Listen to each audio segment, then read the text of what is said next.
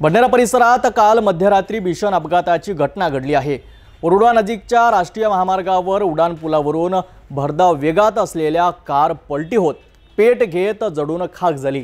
या अपघातात 5 जण थोडक्यात बचावले असून सुदैवाने कोणतीही प्राणहानी झाली नाही।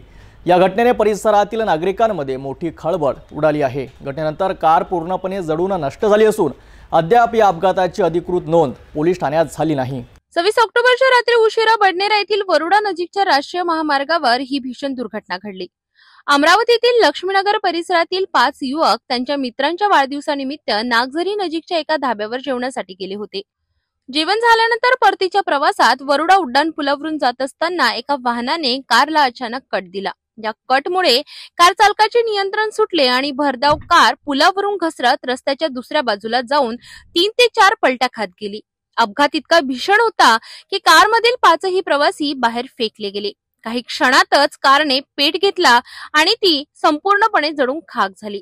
घटनेनंतर परिसरातील नागरिकांनी तातडीने अँब्युलन्स आणि अग्निशामक दलाला कळविले।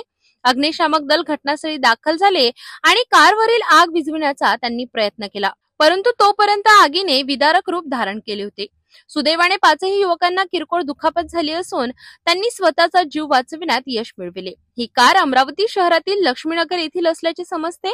दरम्यान आमचे प्रतिनिधी मच्छिंद्र भटकर यांनी बडनेरा पोलीस स्टेशनमध्ये विचारणा केली असता या अपघाताची अद्याप कोणतीही नोंद पोलीस रजिस्टरमध्ये झालेली नसल्याचे समोर आले आहे।